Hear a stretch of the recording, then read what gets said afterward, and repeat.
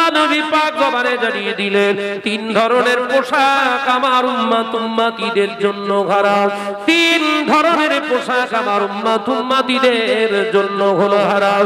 এক নাম্বার হলো skin tight পোশাক পরা, ছেলে মেয়ে উভয়দের জন্য হলো হারাম।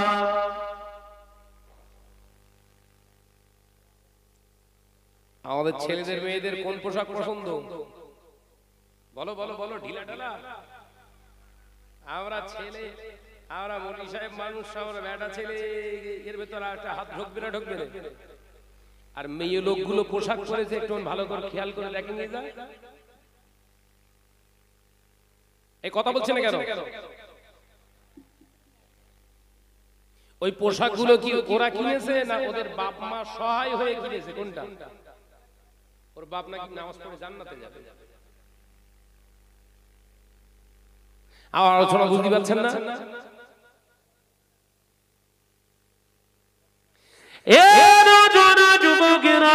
একদিন দুপুরবেলা আল্লাহ নবী নিজে হুজরা মুবারাকে বসে রইলেন। খাতুনে জান্নাত হযরতে ফাতেমা রাদিয়াল্লাহু তাআলা আনহা, 8 বছর বয়সের ফাতেমা আম্মা জান হযরতে ফাতেমা রাদিয়াল্লাহু তাআলা আনহা আল্লাহ নবীর সামনে দিয়ে বেরিয়ে যাচ্ছে।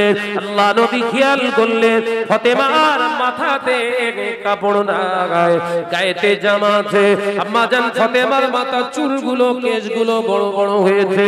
আল্লাহ নবী দেখলেন আমার ফাতেমা খেলতে চলে যায়। আল্লাহ নবী চুপটি মেলে রইলেন, মনে মনে চিন্তা করলেন ফাতেমা এখন খেলতে যাচ্ছে, যা আমার ফাতেমা যখন ফিরে আসবে আমি বাপ হয়ে ওকে দুটি কথা শিক্ষা দেব।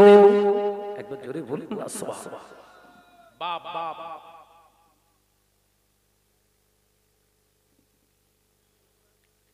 আম্মাজান হযরতে ফাতেমা রাদিয়াল্লাহু তাআলা আনহা সাহিলীদের সঙ্গে বান্ধবীদের সঙ্গে খেলা করে তৎক্ষণিক রাসূলুল্লাহর সামনে দিয়ে ফিরছেন। আল্লাহর নবী ডাকলেন, মা আসসালামু আলাইকুম ইয়া ফাতেমা। একবার জোরে বলবেন না সুবহানাল্লাহ। সন্তানদের সঙ্গে কথা বলতে হয় সালাম দিয়ে, এটা হচ্ছে রাসূলের সুন্নাত।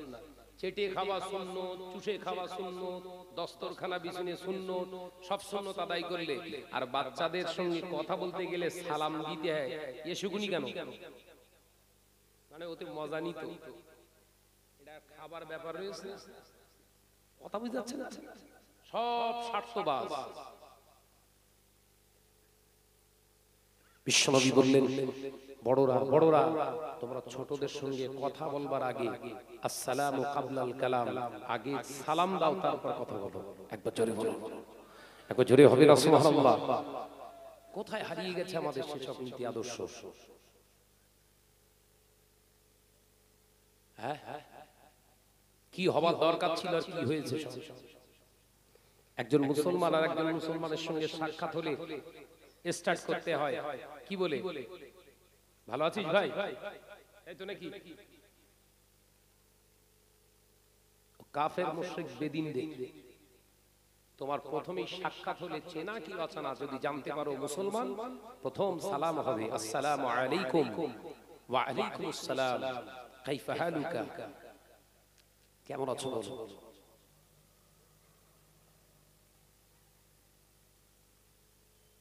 আমাদের আছে সব এই কথা বলছেন না কেন?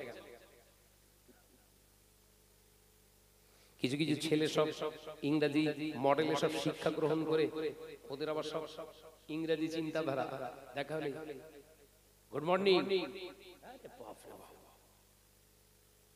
মানে সকালটাই ভালো, দুপুরটায় বাস করবে নাকি?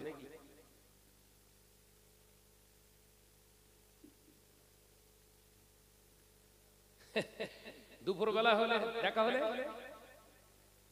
গুড ইভিনিং, আরে বাপ রে বাপ, তার মানে সন্ধ্যাবেলা বাস করবে।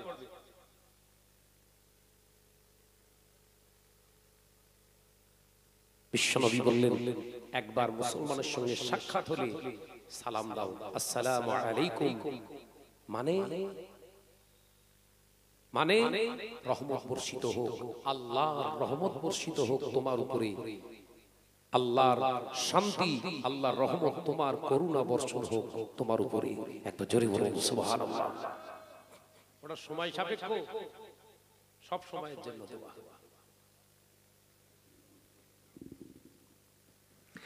এ নওজোয়ানেরা, যুবকেরা, ছেলেরা, বাচ্চারা, শেখপুরের মুসলমানেরা, আল্লাহ নবী সালাম দিলে আসসালামু আলাইকুম। আল্লাহ নবী রাখতে জিগা কলেজার টুকরি খাতুনে জান্নাত হযরতে ফাতেমা রাদিয়াল্লাহু তাআলা আনহা আব্বা জানের সালামের জবাব দিলে আল্লাহ নবী জিজ্ঞাসা করলেন, ও কলেজার টুকরি মা ফাতেমা, কোথায় গিয়েছিলে মা? আম্মা জান ফাতেমা বললেন, আব্বাজি খেলতে গিয়েছিলাম। 8 বছরের ফাতেমা রাদিয়াল্লাহু তাআলা আনহাকে রাসূলুল্লাহ বললেন, এসো আমার কাছে এসো মা। আম্মা জান ফাতেমা রাদিয়াল্লাহু তাআলা আনহাকে নিজের কাছেতে বসিয়ে মাথার উপরে মোবারক হাত দিয়ে আল্লাহ নবী বললেন, ওগো মা ফাতেমা, ও মা ফাতেমা, তোমার মাথার চুলগুলো তো বড় বড় হয়ে গিয়েছে মা। হ্যাঁ আব্বা জান, বড় বড় হয়েছে। ফাতেমা, তোমার বয়স কত হয়েছে তুমি কি জানো? না আব্বা জান, আপনি বলুন। তোমার এখন 8 বছর বয়সে মা ফাতেমা। ও ফাতেমা, খেলতে গিয়েছিলে মাথা আলগা করে, মাথাটা আব্রু করে যাওনি, হিজাব করে যাওনি। এলাকার যত পুরুষেরা, নারীরা তোমার মাথার চুলগুলো দেখে, তোমার কেশগুলো দেখে, তোমার সূরাগুলো দেখতে থাকে। আল্লাহ পাকের ফেরেশতারা তোমার উপরে লানত সম্পদ বর্ষণ করতে থাকে, বদদুয়া করতে থাকে। ও খাতুনে জান্নাত ফাতেমা, কিয়ামতের দিন মহাময়দানে ওই সমস্ত নারীগুলোকে আল্লাহ জাহান্নামের আগুন খোরাক বানাবে, জাহান্নামের খোরাক বানাবে। যে নারীগুলো পৃথিবীর জমিনে মাথার চুল, মাথার কেশ এবং নিজের রূপ চেহারাগুলো বেগানা পুরুষদেরকে দেখাতো। ও ফাতেমা, সাবধান হয়ে যাও, সাবধান হয়ে যাও। একটা মহিলার 9 বছর থেকে পর্দা করা ফরজ। জোরে বলুন সুবহানাল্লাহ। আম্মা জান ফাতেমা রাদিয়াল্লাহু তাআলা আনহা ডুকরে কেঁদে ফেললেন, চোখ দিয়ে টস টস করে পানির টুসা গড়িয়ে যায়। আল্লাহ নবী বললেন, ফাতেমা রোনাজারি কেন করো মা? তুমি কেঁদো না, আমি তোমাকে তো খারাপ কিছু বলিনি, তোমাকে তো বকাবকি করিনি।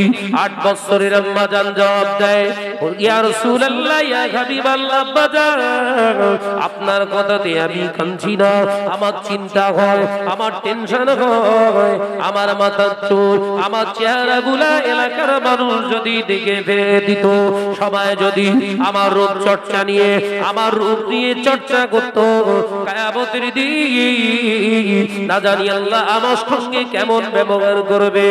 ইয়া রাসূলুল্লাহ, আব্বা জান আমি আপনাকে কথা দিলাম, আপনাকে কথা দিলাম, আল্লাহর দয়াতে যতদিন আল্লাহ পাক আমায় হায়াতে রেখে দেবে, এই জমিনের উপরে আমি থাকবো।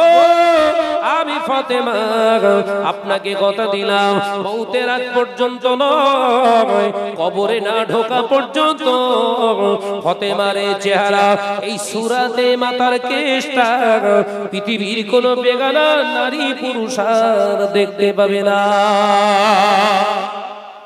একবার জোরে হবে।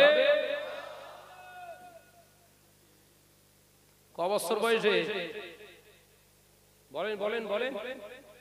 8 বছর। আর আমার গা ফতেগুলো কেন ঘুরতেছে না? 3-4 বছর বয়স।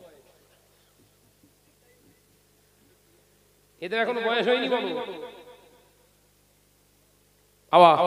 একটু এগিয়ে আসতে হবে, ভাইরা সরে এসে বসতে পারতেছে না, এগিয়ে আসে, একটু দরুদ শরীফ পড়তে পড়তে আল্লাহুম্মা সামনের দিকে। কেন সুন্নত করে রেখে গেছে সামনে বসা, বুঝতে পেরেছেন? এবার বোঝেন কেন সামনের দিক ভরাট করে বসা রাসূল সুন্নাত করে রেখে গেছে। বোঝা যাচ্ছে? বুঝতে পারেন? প্রথমে বলেছিল মনে লাগেনি, এবার বোঝো। বসা জায়গা ছেড়ে উঠতে হবে, কিছু করার নেই। ওই জন্য নবী বলেছিলেন, প্রথম থেকে সামনে থেকে তোমরা পূর্ণ করে বসো, এটা আমার সুন্নাত। একবার জোরে বলো, একবার জোরে হবে না? যে আসেন এগিয়ে আসে, সামনে ফাঁক রয়েছে, এগিয়ে আসে, আওয়াজ দিয়ে দরুদ শরীফ আল্লাহুম্মা।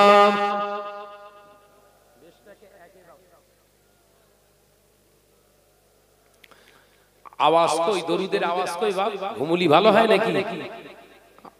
একটু আওয়াজ দিয়ে পড়ে আল্লাহুম্মা সাল্লি আলা,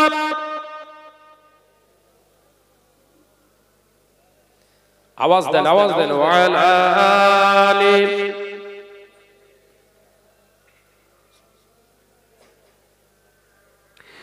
আমারে কণ্ঠে তুমি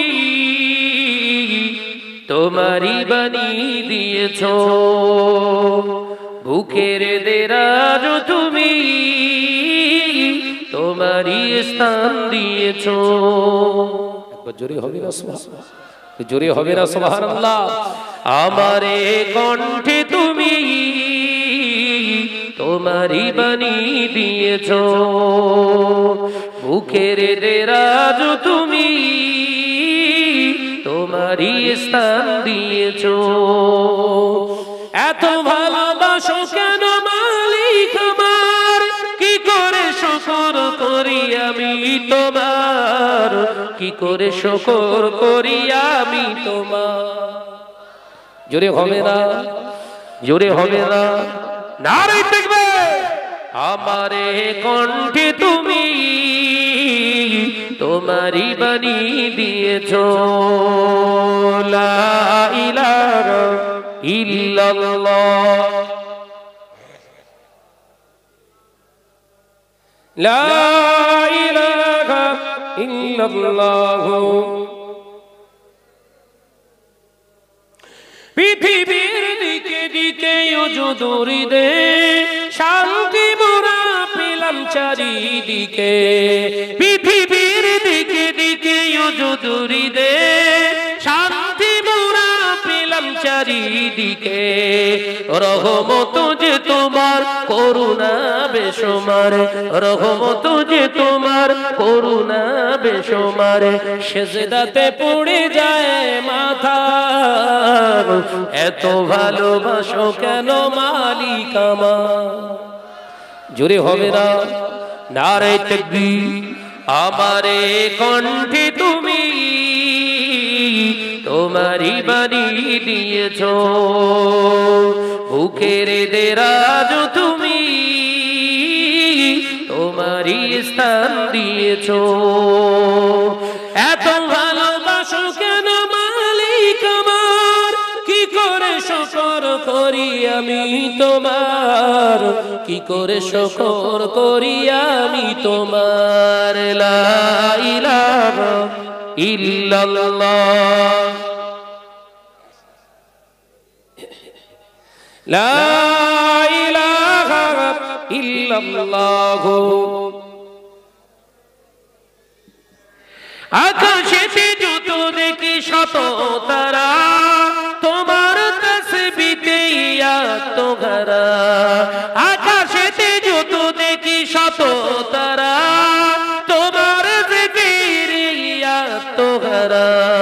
তুমি যে রহমান, তুমি যে দয়াবান, তুমি যে রহমান, তুমি যে দয়াবান। করুণা সারা পৃথিবীময়, এত ভালোবাসো কেন মালিক আমার। জোরে হবে না, নারে তাকবীর, নারে তাকবীর। আমারে কণ্ঠে তুমি তোমারি বাণী দিয়েছো, বুকের দেরাজ তুমি তোমারি স্থান দিয়েছো। লা ইলাহা ইল্লাল্লাহ, জোরে জোরে জোরে জোরে, লা ইলাহা ইল্লাল্লাহ।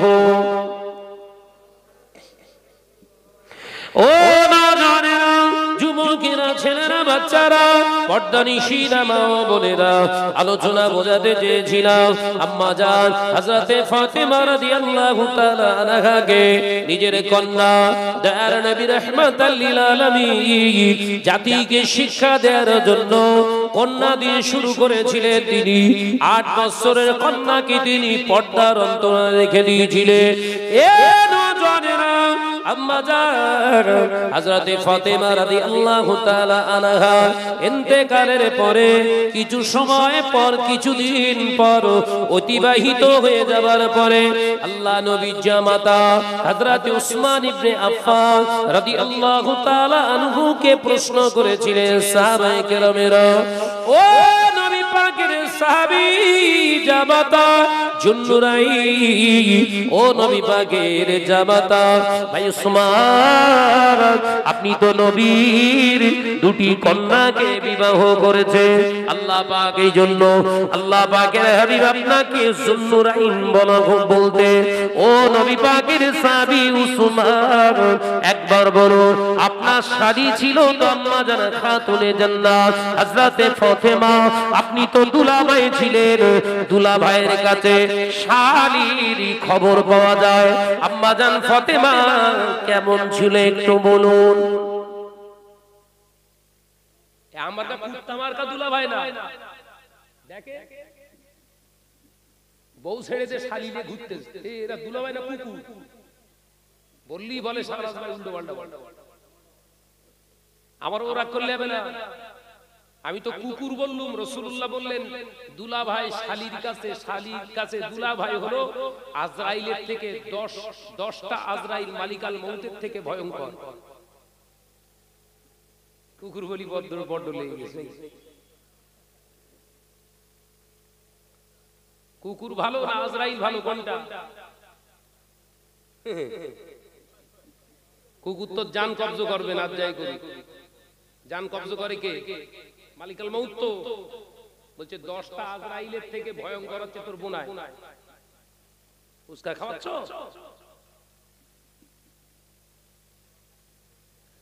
রাগ হচ্ছে?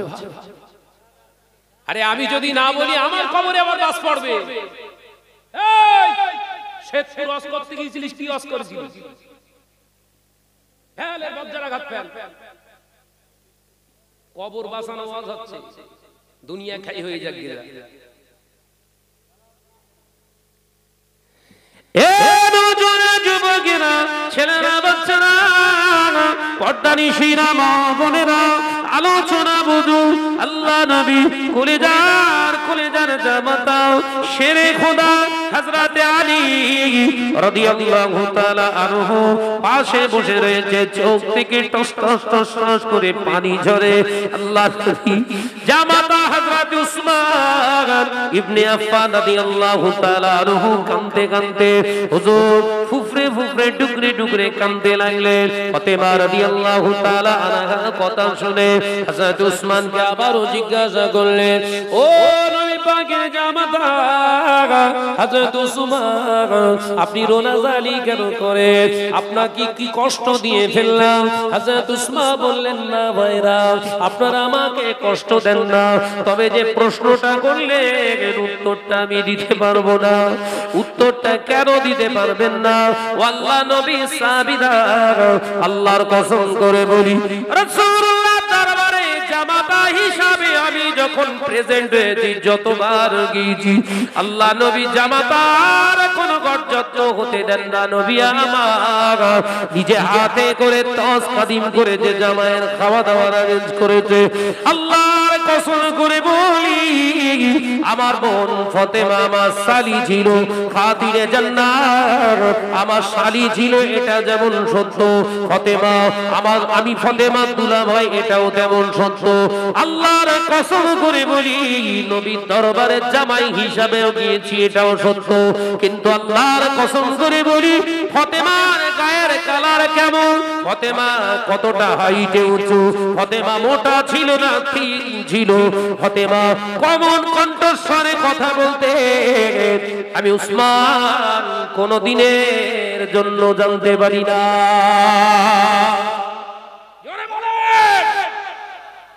চষে বেড়াচ্ছে, আর দেখতে দেখতে আসলে বলে কি বলে, আমার মেয়ের মতো আপনি এলাকায় খুঁজে পাবেন। বলে না বলেন, ওর বাপ মিথ্যে কথা বলেছিল, সত্যি কথা, সত্যি কথা বলে বলো, বুঝতে পারিনি কেউ। যারা দেখতে এসে তাই তো বিরাট শুভ দিব দেয়। হ্যাঁ, ওর বাপ সত্যি কথা বলে বলো, ওর মেয়ের মতো একটাও নেই, এরকম বাগান ফেলা একটাও নেই, ওইটা ডাইরেক্ট বলে দেয়।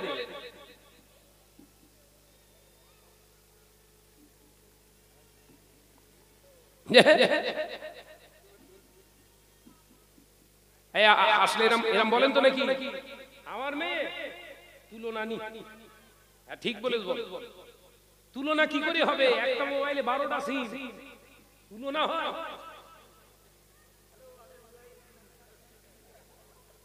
ওই বুঝ দিবে দিবে, আরে আরে বুঝ দিবে। যুবকেরা, ছেলেরা, বাচ্চারা, রাগ করো না ভাই, আমি তোমার ঘরের সন্তান, ইমানি ভাই হিসেবে তোমাকে সতর্ক করে দিয়ে যায়। কারণ আল্লাহ নবী পাক জবানে জানিয়ে দিয়েছে, কিয়ামতের দিন মহাময়দানে হাসরের মাঠে যে মহিলাগুলো জাহান্নামী হবে, তাদের পেছনে তাদের বাপ, তাদের ভাই, তাদের বেটা, তাদেরকে ও জাহান্নামে রাখা হবে। যে নারীগুলো জাহান্নামে যাচ্ছে, ওদের পেছনে কাদের লাইন দেবে?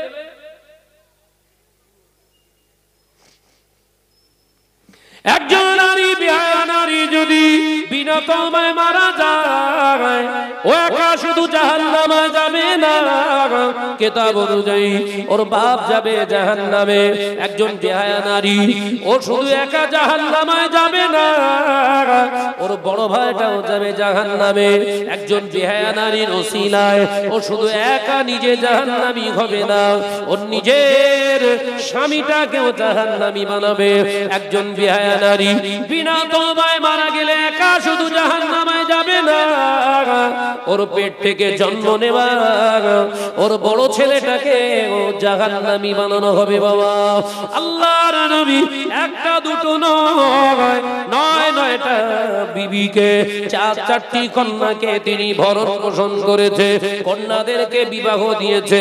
বিরাট বড় বড় প্রতিষ্ঠানে হয়তো পড়াতে পারেন না, দামি দামি পোশাক হয়তো নবী কিনে দিতে পারেন না। আল্লাহ শুকর, ওই নবীর 4জন কন্যাকে নিয়ে গর্ব করা যায়। পৃথিবীতে কিয়ামত হয়ে যাবে, 4জন আম্মা জানের রূপে চেহারার বর্ণনা পৃথিবীর কেউ দিতে পারবে না।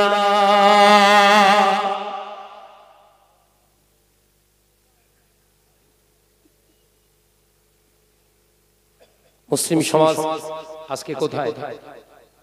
শিক্ষা প্রতিষ্ঠান তো মাশাআল্লাহ ভর্তি এলাকায়, এক একটা এলাকায় যাচ্ছে 2-3 করে মাদ্রাসা। ভুল বলতিস কোথায়? এক একটা গ্রামে এখন 2-3 করে মাদ্রাসা, মাদ্রাসা না থাকলেও মুক্ত, মসজিদ কেন্দ্রিক সব মুক্ত ভর্তি। আগে 2-10টা গ্রাম খুঁজলে একটা আলেম হাফেজ পাওয়া যেত কিনা, এখন সব গ্রামে গ্রামে আলেম হাফেজ সব। আগে গ্রামে একটা মসজিদ ছিল, এখন 3-4 খানা করে মসজিদ। আগে দাড়িওয়ালা খুব একটা পাওয়া যেত না, এখন শতকরা প্রায় 50 থেকে 60% মুসল্লিদের মুখে দাড়ি। এই কথা ঠিক না বুঝতে বলে? এত দাড়ি রাখার পরে ঘরের মেয়ে ছেলেদের চরিত্র, ক্যারেক্টার দেখি মনে হয় ইহুদি না নাসারা।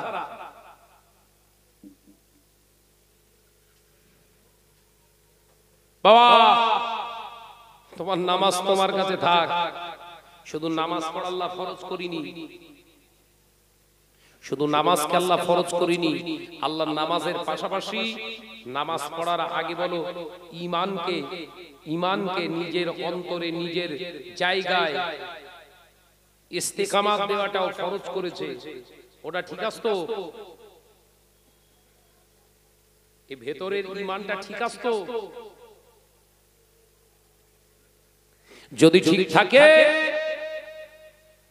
তাহলে বাহ্যিক দৃষ্টিতে দেখা যাবে তার বহিঃপ্রকাশ হবে, কোনো অন্যায় রাহাজানির সঙ্গে তার সরাসরি কোনো রকম লিঙ্ক থাকতে পারে না। তো তুমি 5 ওয়াক্ত নামাজ পড়ছো মসজিদে যেয়ে, প্রত্যেক বৃহস্পতিবার জুম্মার রাতে জেকে ধুনতেছো, ধুনিয়ে দিচ্ছ একদম। কিছু কিছু মসজিদে দেখে কান্নিস ফেটে গেছে, সব কান্নিস ফাটা। আর ওর ঘরের বউ বন্ধন গ্রুপ ফাটাচ্ছে। কি ফাটাচ্ছে? না না, শেষপুরে সব কি আপনারা সব ভালো, হ্যাঁ হ্যাঁ গো বাবা, এই তো কবুল হয়ে গেছে।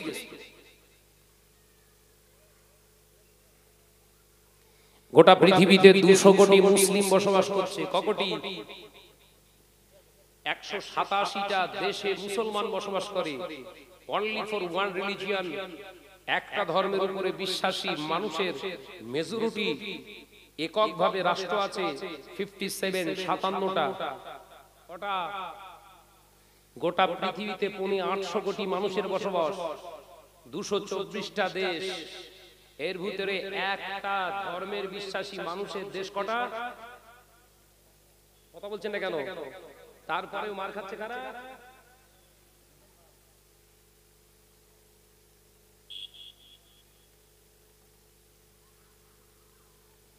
এর ভেতরে মাওলানা, আলেম, মুফতি, কারি, হাফেজ, মুবাল্লিগ, মুফাসসির, মুহাদ্দিস, হাজি, গাজী, সুফি, সদরউদ্দিন বা বসিরউদ্দিন, দাড়িওয়ালা, টুপিওয়ালা আছে না নাই? সবাই মিলে দোয়া চাইছি, আল্লাহ ফিলিস্তিনিদের গায়েবী মদদ দাও। মার বেড়েছে না কমেছে? তাহলে দোয়া কবুল হচ্ছে তো? আলোচনা বুঝতে পারেন না, বুঝে না বুঝার ভান করতেছেন কোনটা?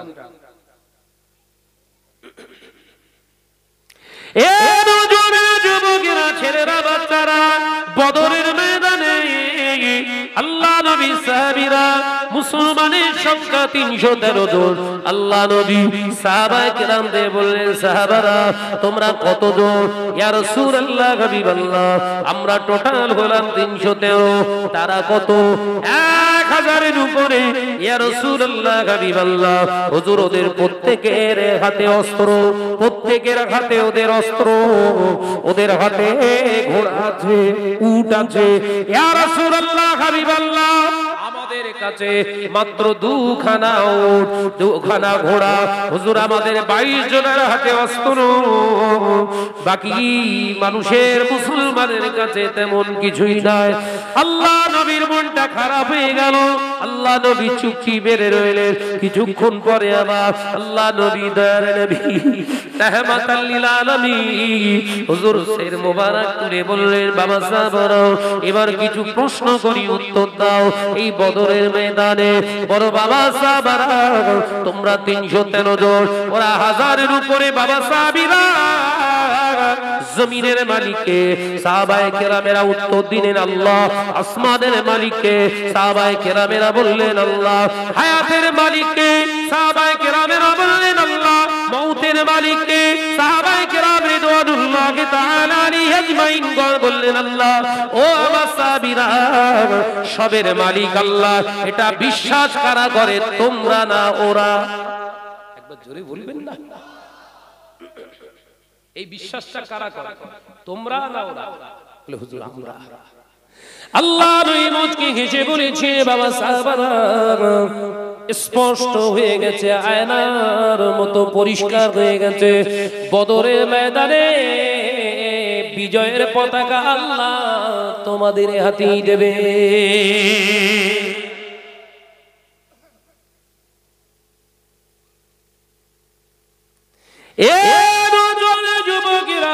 সাহাবী একজন প্রশ্ন করলেন, ইয়া রাসূলুল্লাহ, হাবিবাল্লাহ অস্ত্র নাই, কি করে বিজয় আসবে? আল্লাহ নবী বলেছিলেন, বাবা সাহাবীরে সবের মালিক যদি আল্লাহ হয়, বিজয় করার মালিক আল্লাহ। এই বিশ্বাসটা তোমার ভিতরে আছে না নাই? হায় ইয়া রাসূলুল্লাহ আছে তো। আল্লাহ নবী বললেন, বাবা সাহাবীরে এই বিশ্বাসটা হলো জিহাদের ময়দানের বড় অস্ত্র। এটাই হলো সবথেকে বড় অস্ত্র। চিন্তা করো না, জিহাদ শুরু হয়ে গেছে, জিহাদের ময়দানে জিহাদ শুরু হয়ে গেছে। তাদের হাতে সব বড় বড় তলোয়ার, বল্লম, সরকি। সাহাবায়ে কেরামরা মাত্র গুটি কয়েকজনের হাতে অস্ত্র। হযরতে শেরে খোদা আলী এগিয়ে গেলেন, জিহাদ শুরু হয়ে গেল। বীর বিক্রম একজন সাহাবী এসে বলছে, ইয়া রাসূলুল্লাহ কিছু দেন, হাতে কিছু দেন। আল্লাহ বলেছেন, বাবা সাহাবীর ওই যে দেখা যায় খাজুর গাছের পাতা, ওই খাজুর গাছের বাল্লিটা আমার কাছে আনো। আল্লাহ নবী সাহাবী ছুটে গিয়ে আনলেন। খাজুর গাছের বাল্লির পাতাগুলো সরে রাসূলুল্লাহ ফেলে দিলেন।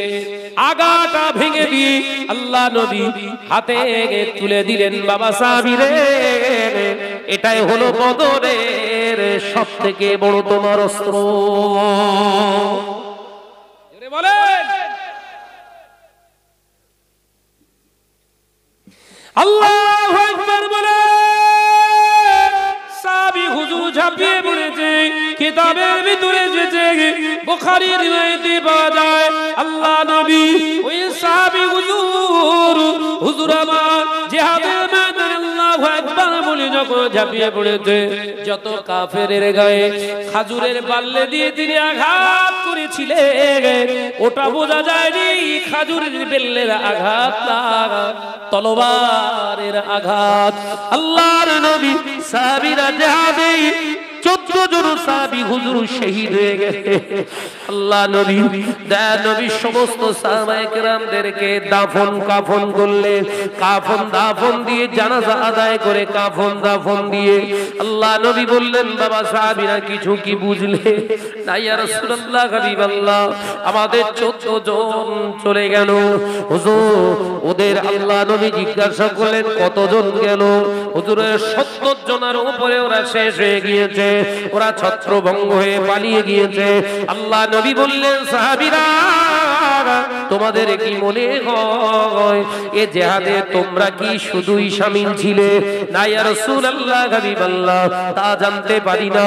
আল্লাহ নবী বলেছিলেন, এ জিহাদে শুধু তোমরা ছিলে না, আমার আল্লাহর আসমানি ফেরেশতারাও তোমাদের হয়ে জিহাদ করেছে। আমরা সেই জাত তো নাকি? এই কথা বলছেন না? আসমানি সাহায্য আসবে কার কাছে? আমাদের কাছে। তো কই ফিলিস্তিনের বোম মারতে সাহায্য আসে?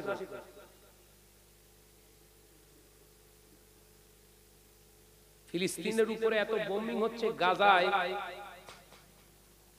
34 টন বোমিং করা হয়েছে। কত টন? 34 টন। দ্বিতীয় বিশ্বযুদ্ধে অত পরিমাণে বোমা ইউজ করিনি যা গাজার উপরে করেছে। প্রায় 15,000 ফিলিস্তিনি মা বোন ভাইরা আমার চলে গেছে। পৃথিবীতে বসবাস করছে আমরা কত কোটি? ভুলে গেছেন? 200 কোটি। ফিলিস্তিনে বসবাস করছে 27 লক্ষ মানুষ, মুসলমান। কত লক্ষ? 27 লক্ষ। এই 27 লক্ষ যদি মার খায়, আমরা এখনো সাইটে আছি কত? 100 কোটি, 199 কোটি 73 লক্ষ। সব দোয়া চাচ্ছি না, চাইনি? হুজুর আছে, আলেম আছে, মাওলানা আছে, মুফতি সাহেব, হুনু সাহেব আছে, সব বাচ্চা আছে। দোয়া চাইছি, আল্লাহ ফিলিস্তিনের উপরে গায়েবী মদদ দান করুন, ফিলিস্তিনের উপরে গায়েবী মদদ দান। হাজিরি দোয়াও কাজ হয় না, মাওলানার দোয়াও কাজ হয় না, পীর সাহেবের দোয়া কাজ হয় না, মোবাল্লেগের দোয়া কাজ হয় না। কারণ কি? কারণ খুঁজে দেখুন, ঘর ঘর সব ঢুকে গেছে। কারণ কি বলেছি? কথা বলে না তো। কারণ হাদিস পাকের ভিতরে যে সুদখোরের দোয়া আল্লাহর দরবারে কবুল হয় না। সুদখোরের নামাজ আল্লাহর দরবারে কবুল হয় না। সুদখোরের রোজা আল্লাহর দরবারে কবুল হয় না, সুদখোরের হজ আল্লাহর দরবারে কবুল হয় না। সুদখোর যদি বিনা তওবায় মারা যায় ওর কবরের আযাব কিয়ামত পর্যন্ত বন্ধ হয় না।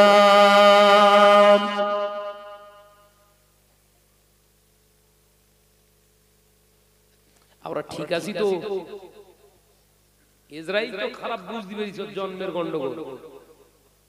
আমার কাছে জন্ম এত ভালো, তা কাজ হচ্ছে না কেন? এটা আত্মসমালোচনা, পর সমালোচনা জায়েজ নেই বলে। আত্মসমালোচক হলো জান্নাতি। একবার জোরে বলুন, জোরে হলো না? আর পর সমালোচকের পরিচয় হলো আল গিবাদু আশাদ্দু মিনাজ জিনা, জিনাখোরের থেকে নিকৃষ্ট ওই ব্যক্তি যে পরের সমালোচনা করে। ইসরাইল তো বুঝতে পেরিস খারাপ, আমরা তো ভালো। তাহলে ভালো দোয়া কাজ হচ্ছে না কেন? ওই বদরের ময়দানে দোয়া করলো, এক চান্সে কাজ হয়ে গেল, আমার কাজ হচ্ছে না কেন? ওই 96 আতর মেরে ঘোরা মানুষ সারাদিন মুতিয়ে পানি লেগে, কথা বুঝতে পারছেন না? আলোচনা অসুবিধা হচ্ছে? আমার কি গন্ডগোল হচ্ছে নাকি? 96 আতর মেরে ঘুরছে, সারাদিন পেচ্ছাপ ফিরে পানি লেইনি। আমার অবস্থা এরকম হচ্ছে না তো? বললে বলে সমাজ বিরাট যারা ভালো বলে ওটা দাওয়াত দেয়। আমি এসব পারবো না, তেল মাখানো জিনিস আমি না। যুবকেরা, ছেলেরা, বাচ্চারা, আল্লাহ কোরআনে জানিয়ে দিলেন, ইয়া আইয়ুহাল্লাযীনা আমানু, ও আমার বিশ্বাসী সম্প্রদায় বান্দাগণেরা, ইত্তাকুল্লাহ, আমি আল্লাহ, আমাকে তোরা ভয় কর। দুনিয়ার কোন নেতাকে নয়, দুনিয়ার কোন মন্ত্রীকে নয়, রাষ্ট্রনায়ককে নয়, দুনিয়ার কোন মেম্বারকে নয়, প্রধানকে নয়, এমএলএ কে নয়, এমপি কে নয়, আমি আল্লাহ পাক, আমাকে তোরা ভয় কর। কারণ এই জন্য ভয় করবি, আমি তোদের হায়াতের মালিক, আমি তোদের জানের মালিক, তোদের জান নেওয়ার মালিক আমি মৌতের মালিক ও আল্লাহ, জমিনের মালিক আমি আল্লাহ, আসমানের মালিক আমি আল্লাহ। ওরে আমি তোদের আল্লাহ, একদিনের আল্লাহ নয়। আল্লাহু লা ইলাহা ইল্লা হুয়াল হাইয়ুল কাইয়্যুম, আমি আল্লাহ, সেই আল্লাহ যে আল্লাহ ছিল, যে আল্লাহ আছে, আগামীতেও আমি থাকবো। ও 5 বছরের আল্লাহ না আমি? আমার কেন ভয় করবি? আমাকে কেন ভয় করবি? 5 বছরের জন্য চেয়ারে বসিনি আমি আল্লাহ, হাইয়ুল কাইয়্যুম, ছিলাম, আছি, থাকবো। একবার জোরে বলে। ভয় কেন করবেন বুঝতে পেরেছেন? কিন্তু আমরা ভয় করি কার? দূর সব বলে সে আল্লাহর ভয় করি। আল্লাহর ভয় করলে ওই ঘরের বউকে ষাঁড়ের পাশে পাঠায়। ষাঁড় ষাঁড় ভাই, আমার কাছে ক্লিন কথা, হারামখোরকে সম্মান করাও হচ্ছে শরীয়তে হারাম। হারামখোরকে সম্মান করাটা হচ্ছে শরীয়তে হারাম। এই যারা এই বন্ধন গ্রুপের টাকা টাকা তুলতে আসে, গ্রুপ লোন, ওদের সব আমার ভাবিরা সব ডাকে স্যার। এই কথাটা হালাল না হারাম? সত্যি কথা বলে, জোরে বলেন। ও হারামখোরকে স্যার বলা যায়? স্যার হচ্ছে সাম্মানিক শব্দ। সাম্মানিক শব্দ সম্মানীয় ব্যক্তির জন্য প্রযোজ্য, ইংরেজি শব্দ। তো যে সুদ খায় ও সম্মানীয় ব্যক্তি? কি সব চুপ করলি, টেনশনে পড়িস নি? হ্যাঁ,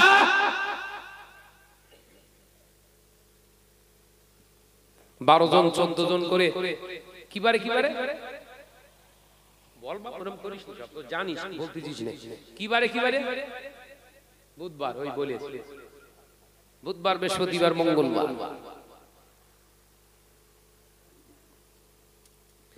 যে সমস্ত করে মহিলা সমিতি করে, বন্ধু গ্রুপ করে, ওই মহিলাগুলো যদি বিনা তওবায় মারা যায়, ওদের কবরের আযাব বন্ধ হবে না। ওই সমস্ত নারীগুলো, যে নারীগুলো বন্ধন গ্রুপের টাকা, মহিলা সমিতির টাকা তুলতে যায়, ষাঁড়ের সঙ্গে মিটিং করে, ওরা যদি বিনা তওবায় মারা যায়, ওদের ইন্তেকালের পরে, ওদের মরণের পরে তাম পৃথিবীর আলেমেরা যদি ওদের কবরের পাশে দাঁড়িয়ে দাঁড়িয়ে কেঁদে কেঁদে কেঁদে কেঁদে তাম পৃথিবীর আলেমের চোখের পানি শুকিয়ে গিয়ে যদি চোখে যদি ঘাও হয়ে যায়, এই বন্ধন গ্রুপ করনে वाला তোদের কবরের আযাব বন্ধ হবে না। শুধু ওরা একা জাহান্নামে যাবে না, ওদের স্বামী, ওদের ছেলে, ওদের বাপ, ওদের পয়দাশী ছেলে এবং ওদের ভাইগুলো কেউ আগে জাহান্নামী করা হবে।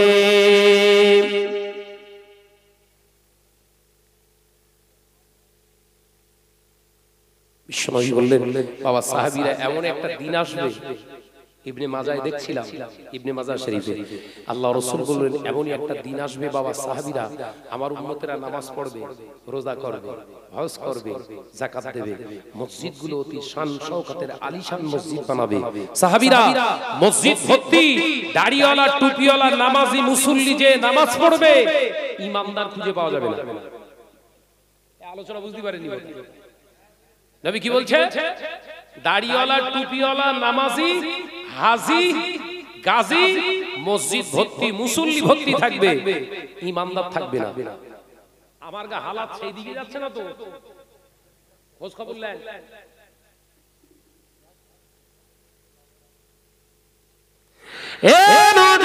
যুবকেরা, ছেলেরা, বাচ্চারা, পর্দানিশীরা, মা ও বোনেরা, শুনে রেখে দেন, রাগ করবেন না। আল্লাহ নবী বললেন পুরুষের গোপন অঙ্গ 9টা আর একজন নারীর গোপন অঙ্গের সংখ্যা হলো 30টা। আল্লামা হুজুর কিতাবের ভিতরে লিখছে মহিলাদের 1 নম্বর গোপন অঙ্গ হলো তাদের মাথার চুল। মেয়েদের 1 নম্বর গোপন অঙ্গ কি? তাতে ওর বব কাটিং নেই। কি কাটিং? বব।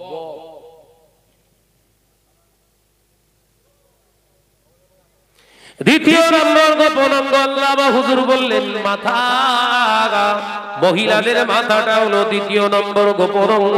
3য় নম্বর গোপন অঙ্গ হলো একটি মহিলার ডান কাঁধ। 4র্থ নম্বর গোপন অঙ্গ হলো তার বাম কাঁধ। 5ম নম্বর গোপন অঙ্গ হলো তার গ্রীবা অর্থাৎ ঘাড়। 6ষ্ঠ নম্বর গোপন অঙ্গ হলো তার কাঁধ। এমনি করে আল্লাহর ওলি বর্ণনা দিতে দিতে তিনি বললেন 30টা গোপন অঙ্গ। 30 নম্বর গোপন অঙ্গ হলো মেয়েদের গোড়ালির গাঁট, যেটাকে টাকনুর বা গোড়ালির গাঁট বলা হয় কিংবা নেপুর গাঁট বলা হয়। ওই গাঁটের উপরে মহিলাদের কাপড় পরা হারাম। আলোচনা বোঝা যাচ্ছে? মহিলাদের এই গোড়ালির গাঁট বলে তো, এই কি গাঁট? এটা গোড়ালি বলে তো। এই গোড়ালির উপরে বউদের যেন কাপড় পরতে দেবেন না। এই গোড়ালির গাঁটটা হলো মহিলাদের 30 নম্বর গোপন অঙ্গ। আমি বলিনি ভাই।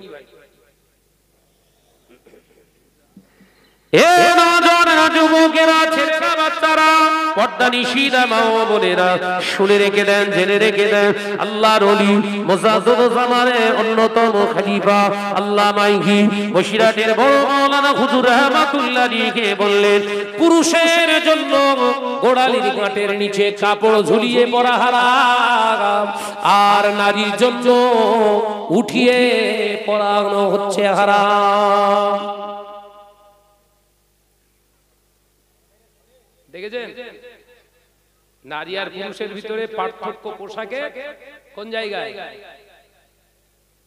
গোড়ালির গাঁটের নিচে ঝুলিয়ে পড়বে কারা? ছেলেরা। বলছে হ্যাঁ, বিশাল আওয়াজ হচ্ছে।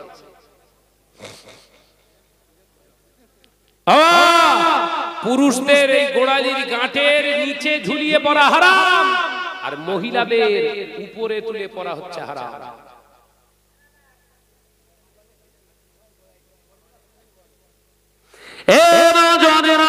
যুবকেরা, ছেলেরা, বাচ্চারা, পর্দানিশীরা মা ও বোনেরা, রাগ করো না মা, কান খুলে শুনে গেলি কোন মহিলা যদি ইচ্ছাকৃত যদি মাথার চুল খুলে দেখায়, ওর মাথার চুলটাকে জাহান্নামের আগুনে জানানো হবে। কোন মহিলা যদি মাথাটা খুলে দেখায়, ওই মাথাটাকে আল্লাহ জাহান্নামের আগুনের খোরাক বানাবে। কোন মহিলা যদি ওর হাতের কনুইটা আলগা করে দেখায়, ওর ওটার কনুইটাকে জাহান্নামের আগুনে জানানো হবে। কোন নারী যদি ওর বাজু দুটো দেখায়, ওই বাজু দুটোকে আল্লাহ জাহান্নামের আগুনের খোরাক করবে বাবা।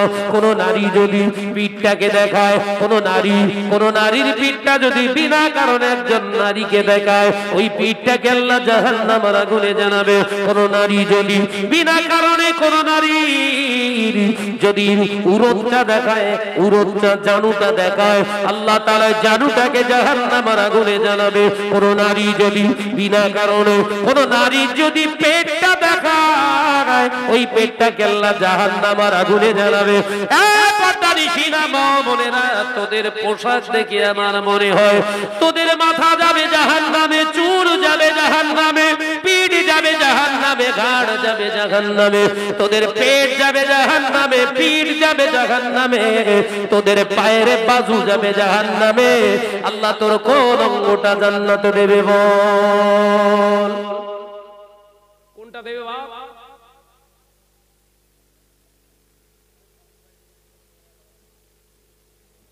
মুসলিম সমাজ কবে শুধরাবে? আজকে আমাদের দোয়া কবুল হয় না কেন? ইমাম নাবাবী রাহমাতুল্লাহ আলাইহি তার একটি কিতাব দেখছিলাম গতকালকে,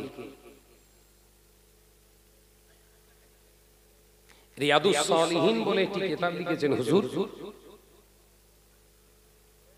এই কিতাবের ভিতরে একটি হাদিস উদ্ধৃতি দিয়েছে, জবানের দোয়া, কার জবানের দোয়া কবুল হবে, শর্ত কি কি? হাদিসটা পড়ার পরে মনে করলুম এই জন্যই আমাদের দোয়া কাজ হচ্ছে না। তো এক চান্সে কাজ হওয়ার কথা সব আছে, কি হচ্ছে কি হয়েছে সব শেষ করে ফেললো। একটু মুহাম্মদের সঙ্গে দরুদ আল্লাহুম্মা সাল্লি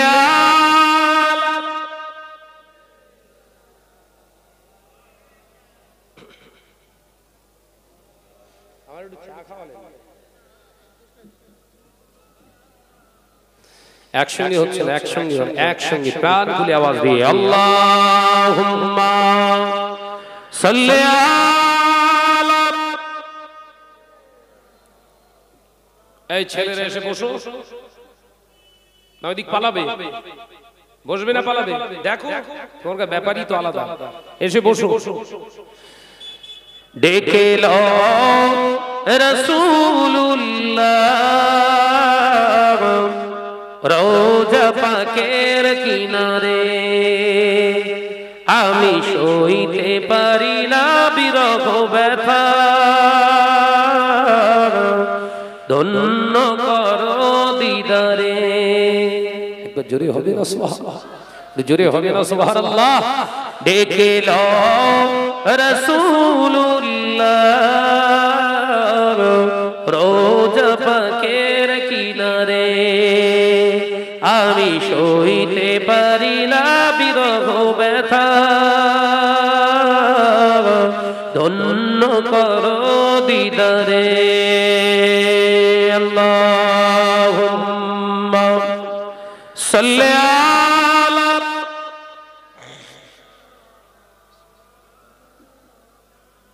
মাশাআল্লাহ, আরো জোরে হবে ওয়ালা আলি।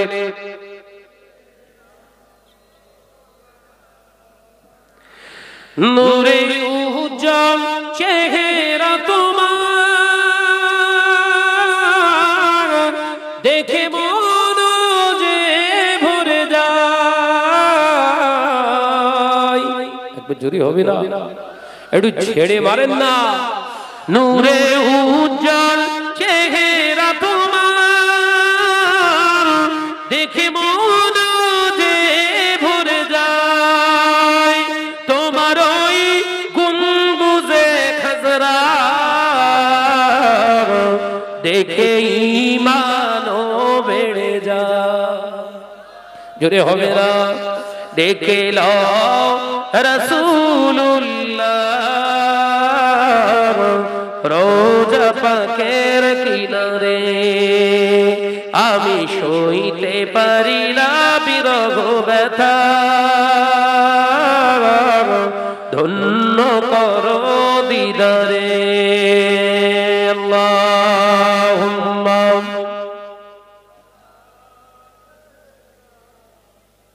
ইমাম সাহেবকে দেন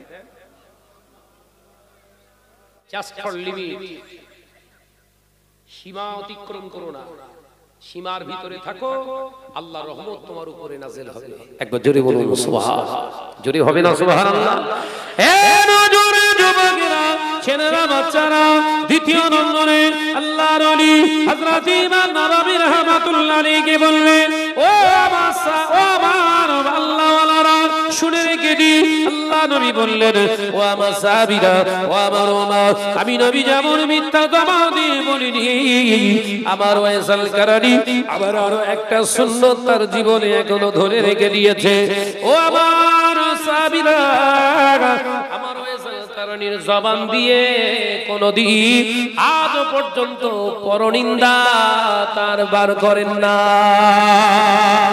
ও নজরের যুবকেরা ইমাম নববী রাহমাতুল্লাহ আলাইহি তিনি পরিষ্কার জানালেন হাদিস দিয়াল গিবাত আশাদ্দু মিনাজ জিনা যারা গীবত করে পরনিন্দা করে এরা জিনাখোরের থেকে খারাপ আবার একটা হাদিস দিলে আল্লাহ নবী সাহাবীদের নবী জানিয়ে দিলে আমার ওয়াইসাল কারণী জবান থেকে কোনদিন চগলখুরি করে না হাদিস পাকে এসেছে আল্লাহ নবী জানিয়ে দিলে লা ইয়াস্তানজিরুনা মিনাল বাউলি ওয়া আম্মাল আখিরু বিন নামিমা নামিমা শব্দের অর্থ হলো চগলখুরি করা আমার ওয়াইসাল কারণী তার জীবনে কোনদিন এর কথা ওর কাছে লাগিয়ে দিয়ে ওর কথা এর কাছে লাগিয়ে দিয়ে জীবনে কোনদিন ফাসাদ সৃষ্টি করেননি জোরে বলুন সুবহান আরো জোরে বলুন সুবহান ও আমার সাহাবারা দ্বিতীয় হলো চতুর্থ হলো আমার ওয়াইসাল কারণী তার জবান দিয়ে কোনদিন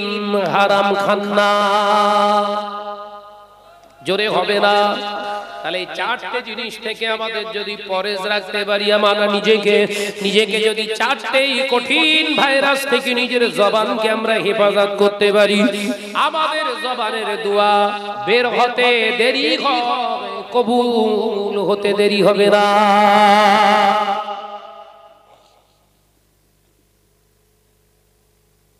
আল্লাহ আমাদের সকলকে মেনে চলার তৌফিক দেন বলুন আমিন আরো জোরে হইল আল্লাহুম্মা আমিন বর্তমান যুগ সন্ধিক্ষণে এই চারটি গুনার ভিতরে সবথেকে মুসলিম উম্মাহ সবথেকে বেশি জড়িয়ে মদিনার ওই আকাশ মদিনার ওই বাতাস মদিনার ওই জাবালে উহুদ তোমাকে ও সালাম জানা জোরে বলবেন না ছিললে হবে না দেখে লো রাসূলুল্লাহ রোজা পাকের কিনারে আমি সইতে পারি না বিরহ ব্যথা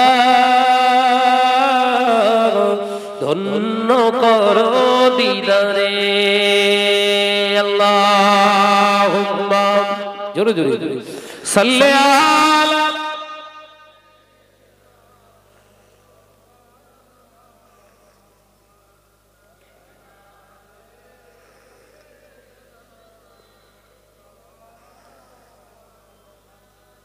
আমার সোনার চাঁদ মানিকেরা আলোচনা করতে করতে অনেক দূর চলে এলাম আমার মশিউর রহমান ভাই এসেছেন তাকবীর দেন নারায়ে তাকবীর জোরে হলো নারায়ে তাকবীর একটু আওয়াজ দেন নারায়ে তাকবীর সিলসিলা হক মুজাদ্দিদুজ জামান সিলসিলা হক মুজাদ্দিদুজ জামান